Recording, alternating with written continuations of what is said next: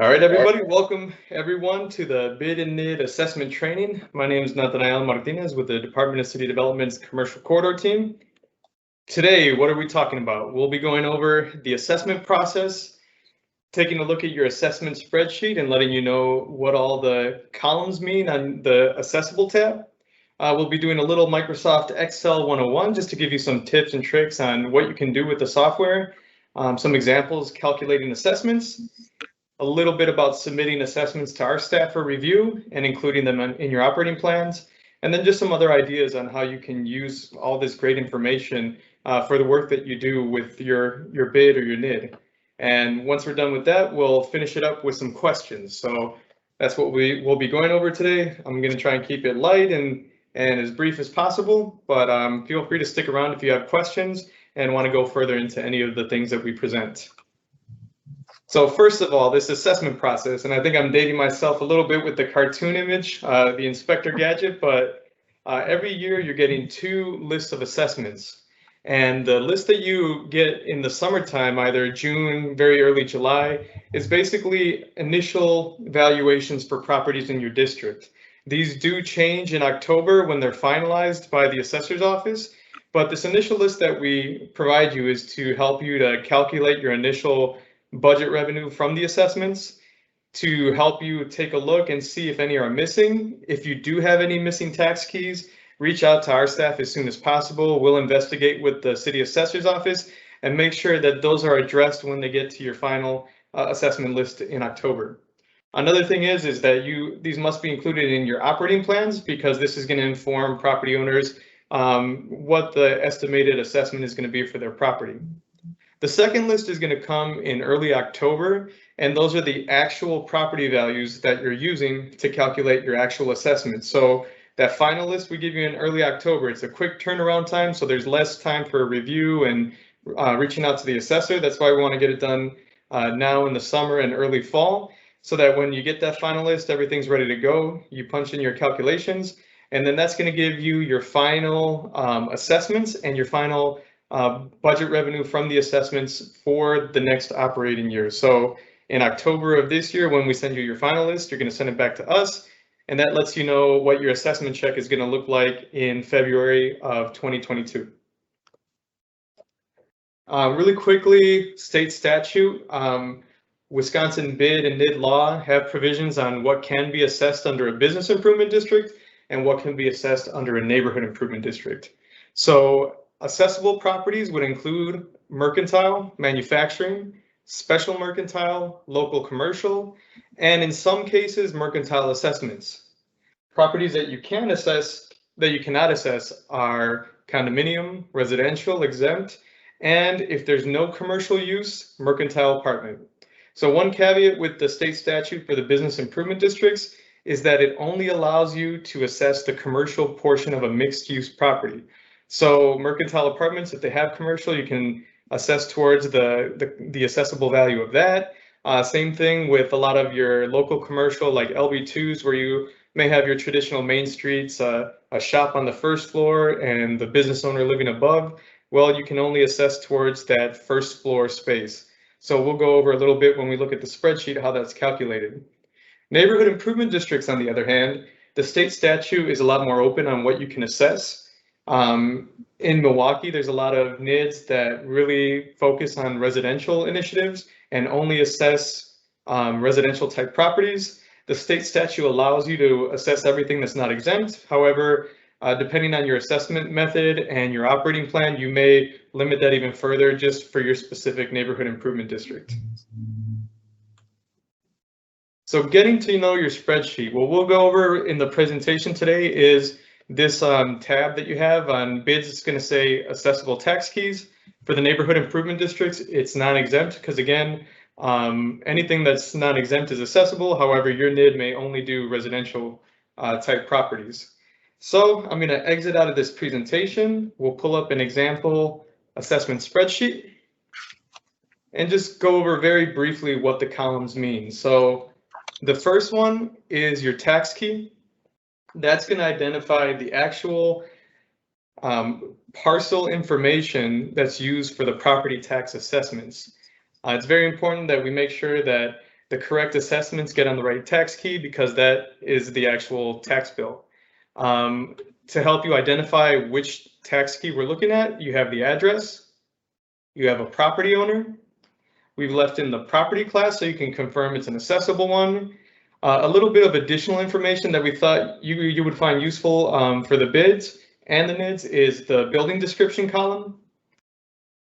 The total column identifies the total value of the property. Residential units, commercial units, basically how many units in the building are commercial versus residential. So this can help to identify the mixed use properties.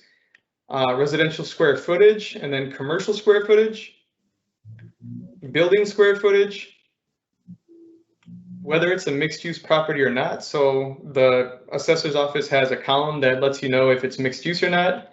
Vacant, which in most cases is vacant land. However, we have found that that may not be 100% accurate. So if you see it and want to verify that, then look up the address on a Google Maps, and that should help you to determine whether that's true or not. The OBJ is short for objections. So what OBJ means is that a property owner, when they received their initial property valuation in March, they responded to the assessor's office to challenge what the value of the property is. In many cases, they challenge it to lower it and hence lower their tax bill. But this lets you know where you might see some variance between the list you get in summer versus the final list you get in October. These are two new columns that we've added to further help bids. So they have an idea of where there may be some additional variances. So unfinished assessment, that column could indicate that a property is currently under redevelopment. And once we hit the October, it may get a new value once more information is provided to the assessor's office. Special circumstances, we worked with the assessor's office to get that column in there. And what we hope to identify is where you have a tax key that may be missing or new tax keys based on things like the division of a tax key into two new tax keys or the combination of two tax keys into one. So if you have those, you may see a cell that indicates information related to that. Not all BID is going to have a property that is going to have a value in there. So, those are there. Not necessarily all BIDs are going to have those instances, but just to help explain what that column is. The last one is the percent commercial. So this helps you to calculate the assessable value to be in compliance with the state statute. Because the state didn't come up with a specific method, the method that we found to be one that we could calculate, we can demonstrate, and we can also evenly do amongst all properties was basically to apply in proportion the commercial square footage as a percentage of the building square footage. So that's how we get our percentage. And then the percentage is applied to the total value of the property. So that's why we have two value columns for the value of the property. You have your total and then the bid assessable, which is essentially the commercial value of the property. So in this case, it's 100. In this case, it's 50%. And I'll zoom in a little bit more so it's a little easier for everyone to see. So in the hundreds, it's exactly the same, the total and the assessable. Where it's mixed use, it depends on the percentage. So 52,050 is half of 104,000. And then the last column is going to be where you put your bid assessment. So how we would prefer that you fill this out and get it back to our staff for review is you basically just put your assessments in this column and then send it back to us as an Excel spreadsheet. The all data tab, I'll send out a handout after the meeting, just kind of explaining what the additional columns mean. We, based on reviewing these and looking at them over a number of years, determined that these are probably the most useful in helping you through this process to have enough information about the properties and the values to collect assessments. There's additional information which you find on the all data tab, including those parcels that are not accessible. So just so you know that's there. Any questions at this point?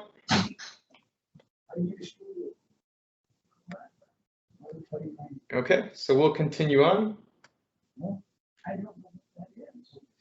So Microsoft Excel 101, just wanted to share some shortcuts, some tools, some formulas that you can use to help you throughout this process. So the one that you'll probably use the most is copy and paste. So if anybody's a Talladega Nights fan, this would be the shake and bake of the Microsoft Excel software. The copy is going to allow you to do just that. You're going to be able to take information from one cell or one location and then copy and paste that exact same information into another cell or location. So you can select something and right click it, and then you'll select the copy option. The other way you can do that is after you've selected the data, you can hold Control and then hit the key C. Once you've selected the information that you want to copy, paste is the second step that allows you to place that information where you've chosen to place it. So once your copy information is highlighted, you select the location of where it needs to go. Again, you've got two different ways you can do this. You can right click the location, go down to the menu and select the paste option. You can also hit Control V. And one other shortcut specifically for the spreadsheets is you can do this automatically with a click and drag function in the specific cell. So I'll go over that once we get to the spreadsheet portion of this. So this one, can anybody guess what the next function we're going to go over?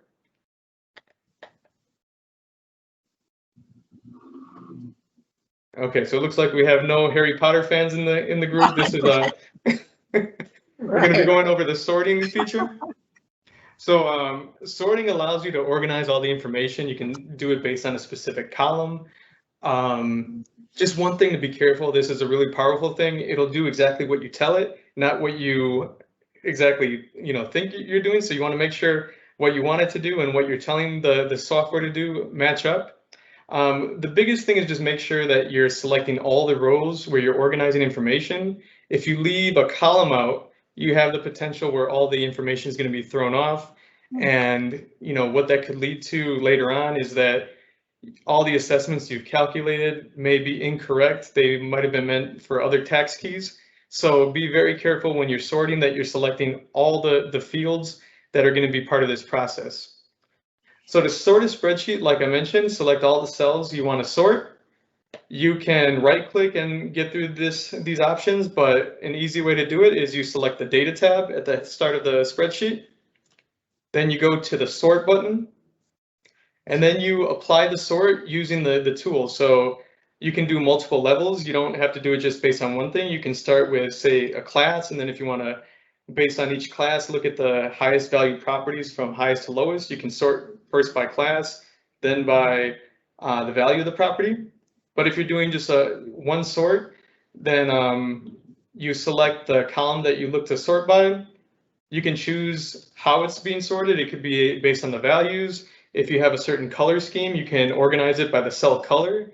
And then you want to list how you want it ordered. Is it highest number to lowest number or vice versa? And then one other tip is when you're doing the sort, if you have headers, make sure to click this block that says my data has headers. What it's going to do is it makes sure that your headers don't get mixed up with all the other information. And then also when you click this, rather than saying column A, column B, column C, it's going to use the header and make it easier for you to make that determination on the sort. Another thing that's part of sorting is hiding columns. So you may choose to hide columns to make your spreadsheet easier to see. The way I use it is if all my columns don't fit on the screen, I'll choose to hide the ones that I don't need at that point, so that I have all the information easy to scan from left to right. Now, the important thing with the hide option is you collapse those columns, you don't see them, but the information is still there. It's not deleted. So later on, when you don't need to hide them anymore and you have everything you need, you can actually unhide the columns, they reopen, and all that information is visible at that point. So formulas are another thing that really makes this process easy, as opposed to adding, tax key by tax key, adding or calculating your assessment.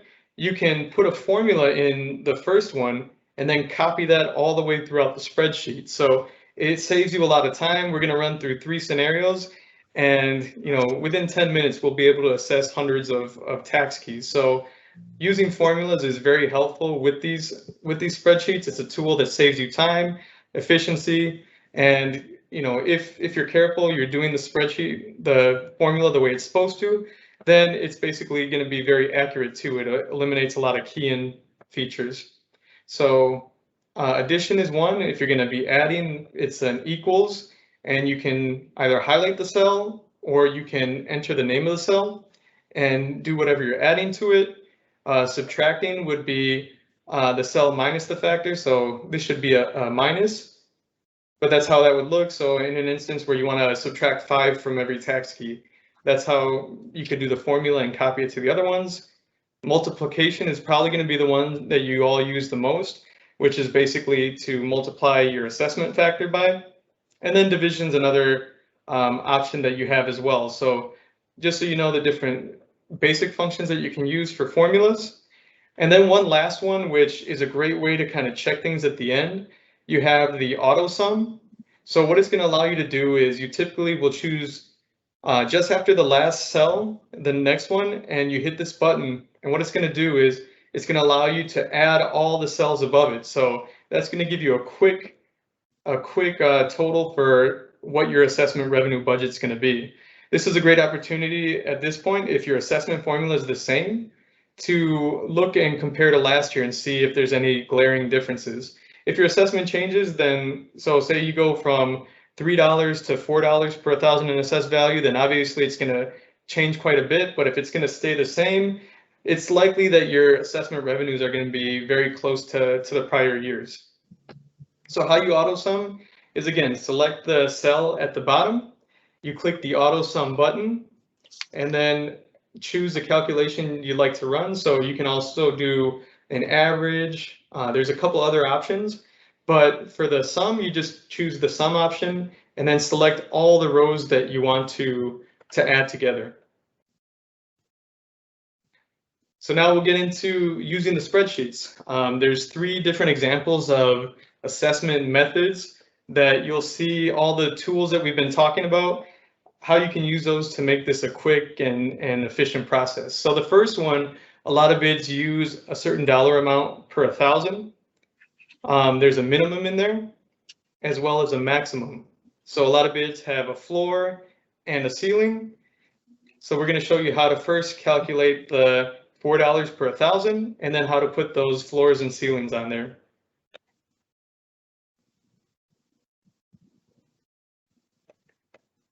So in our first example, the formula we're using, 4 per 1,000, a minimum of 200 and a limit of 2,000. So the first step, we're going to put in our formula. I do equals to start it. I'm going to apply the formula to the assessable value, and then I can do multiply it by 4 divided by 1,000. The other way I can do it is 4 over 1,000 equals 0.004. So as you can see, if I take this cell, the assessable value times 0.004, it arrives to the same number. So it's up to you how you want to do it. You can do it either way.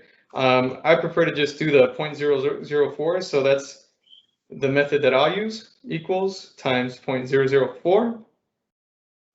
Now I'm going to show you the copy and paste. So I have my cell, I'm going to right click and select copy.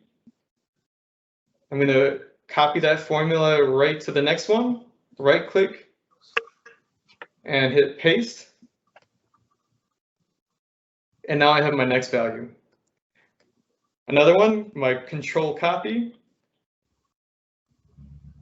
control V for paste, and then it's copying and pasting the formula and then runs it automatically. That last one that we talked about, so I'll zoom in a little bit closer. And you can see that there's this little box in the corner. So when my cursor goes from this white cross to the black one, that lets me know it's selecting that. And now I can just drag this down to the rest of the spreadsheet. and it's essentially going to do a copy and paste in one.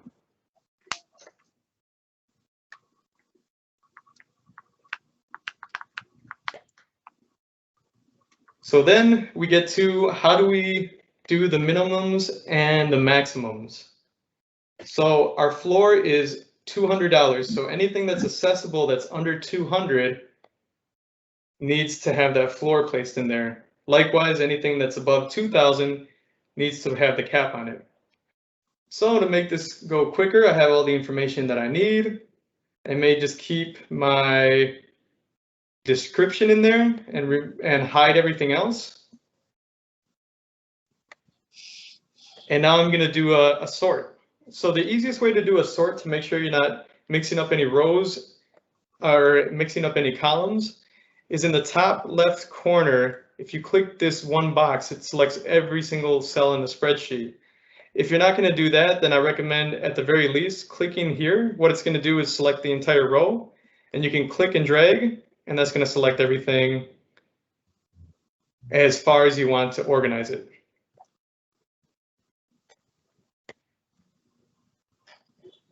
So now I'm going to sort. I have my header selected. So my sorting function is going to be my bid assessment.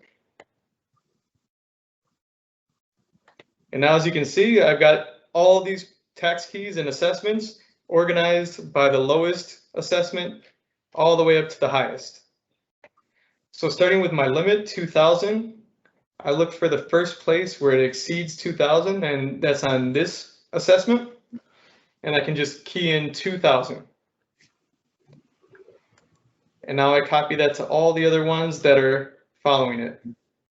So now I've put in my limit. I'm going to go back to my floor. So 200. And now I'm going to copy this to all the cells that fall under 200. So now I've run my formula. I've put my floor in. And then I've put in the assessment ceiling. Now what I can do to kind of finish this up and know how much I'm going to be getting from my assessments the following year, I'm going to use my auto sum feature. So as I mentioned, you can do average, you can count numbers, do a max min, but the sum is the one that I use the most. Automatically, it's going to select everything above, but you're going to want to check because if there's any gaps in this, it'll cut it off right where the gap is. So you want to make sure it goes all the way to the top. And once you've confirmed, hit enter. And now I can see that my assessment revenues for this year are going to be $102,623.45. So I applied a formula to 126 tax keys, and it only took me about 5 minutes. So that's example number one.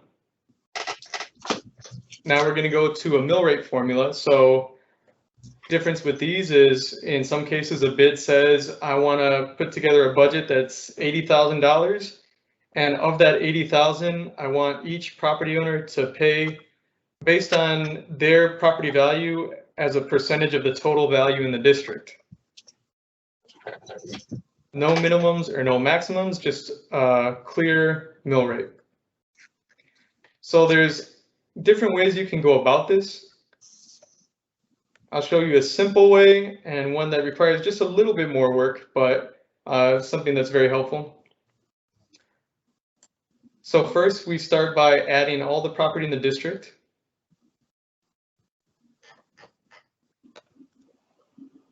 So we have $38,636,515 of accessible value. And again, you want to make sure that when you're starting out with the accessible value on a mill rate, that you're using the right column, because then if you're doing the mill rate against the accessible value, but you started with the total, it's going to throw everything off and you're going to come in under your budget.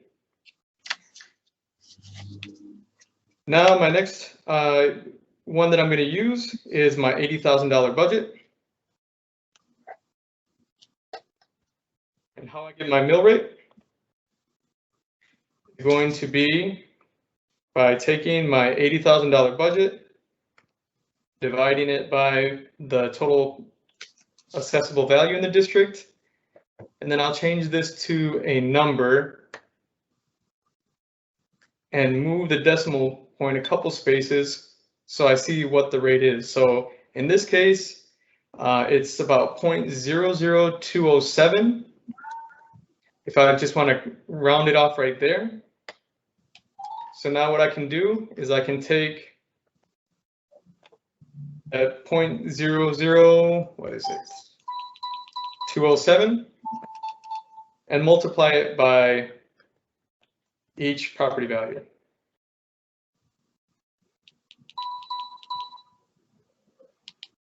So again, I'm gonna copy and paste that.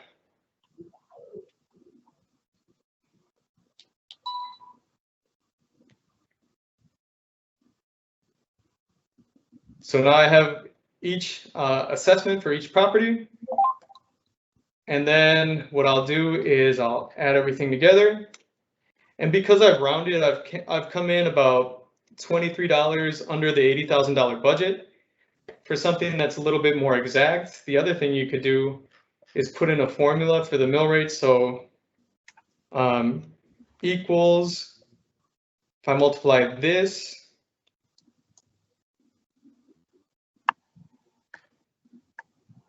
by my total property value divided by the $80,000 budget.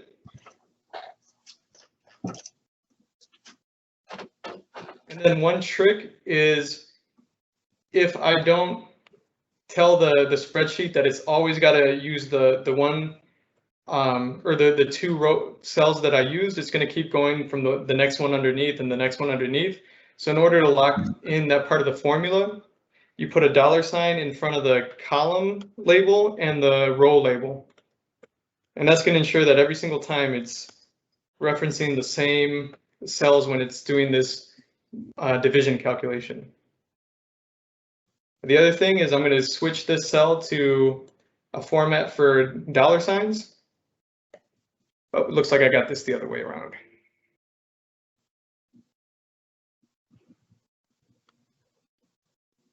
There we go.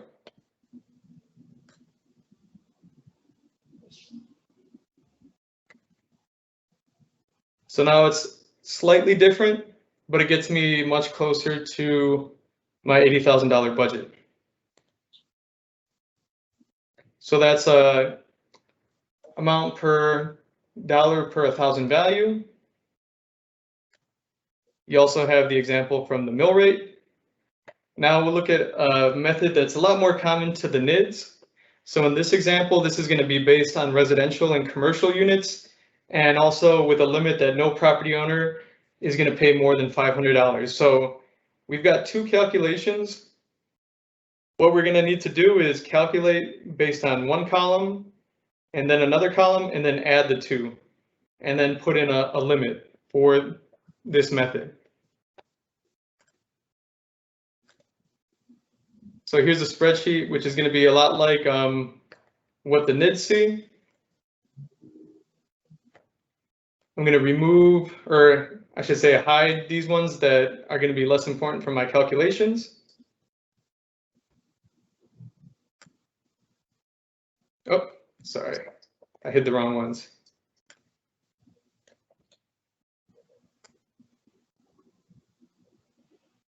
So again, my calculation is 100 per residential and 150 per commercial. So I'm going to multiply for my residential units. Oh.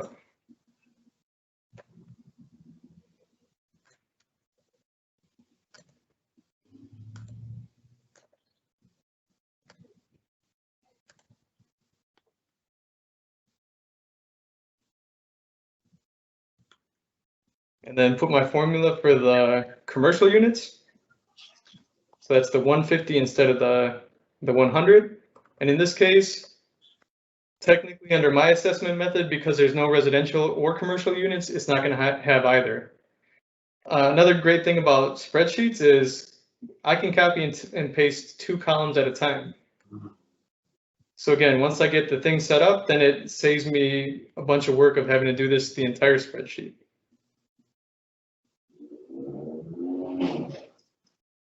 So I have a couple mixed use properties that I'm going to have to add the two columns together, but if I do a formula that does that, I can just apply that to all the cells and save myself some time. So I'm going to do an addition formula. It's going to be this cell plus the cell next to it. And this is going to be my final assessment for this tax key.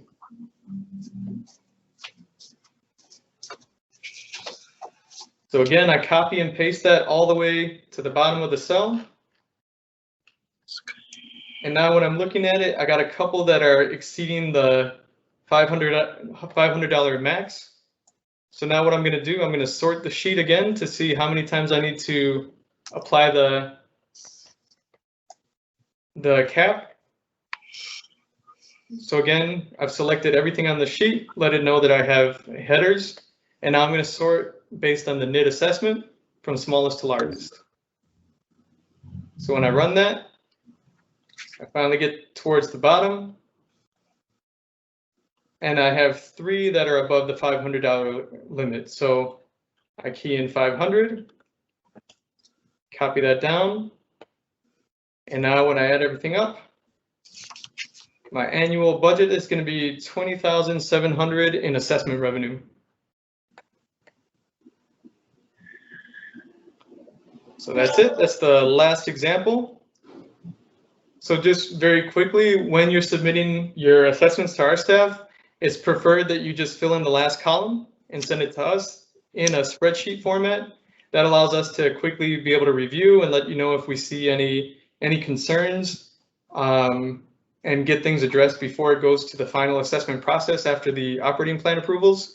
The other thing too is if you have information that we don't send you, so say you assess based on linear frontage, or it could be that there's been loans that were taken out by the BID for certain tax keys.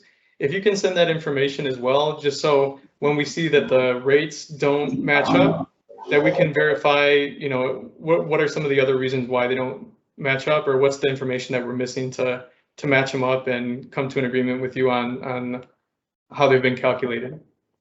When you're putting them in your operating plan, we want to make sure that it's clear in your operating plan what the estimated assessments are. So we ask you that at the very least, when you're doing your assessments appendix, that you include the tax key, the address, the owner, and the BID or NID assessment. You're not required to only do that. You can include more information if you'd like, but at the very least to have that information. So if anybody wants to go to the public record on what the BID put in their operating plan or what the NID put in their operating plan, that way it's clear in the operating plan, you know, what the assessment was calculated at when the operating plan was approved by the Common Council. As I mentioned earlier, there's a lot of great information in here. So these are potentially things that you could be using for understanding your district, for talking about some of the successes, to doing communication. So, you know, one way you can use it is looking at your total district value and, you know, seeing how much value you have in the property. Look at some of your higher value properties. What's the average value of property in the district? And as you go into year-on-year trends, as you're collecting that information and saving it over time, those are things that you could be reporting to stakeholders, to businesses, to show, you know, how the BID is helping to improve values in the area, to show the value that's being created. For NIDs, the same exact thing. Another thing is a communication tool. So you have not only addresses of the property, so you can mail the property owners, but you can potentially mail the businesses that occupy those spaces too. So it can be used as a tool to increase engagement, to identify partners or potential board members, as well as, you know, if you want to send out correspondence, it could be a postcard that links to a website, or it could just be a newsletter to tell people about not only the successes that you're having, but if you have programs that property owners or businesses can take advantage of, this could be your tool to communicate to them via mail. Last thing is just analysis of uses in the district. So looking at the property classes, how much square footage in your district is dedicated to commercial, how much is exempt. That could be city-owned property, but it could also be things like if it's owned by MMSD or DPW, how much of your district is residential, and how much land in the district goes to whatever use. So as you can see, it's a lot of great information. It's a lot of ways that you can use it. And just hoping that you're aware that you can take advantage of these resources, and that we're available to help too if you have any questions or need one of our staff to kind of help you through the process of the spreadsheets and the calculations. So that's what I have for this afternoon. If anybody has any questions, I'd be happy to take those right now and discuss.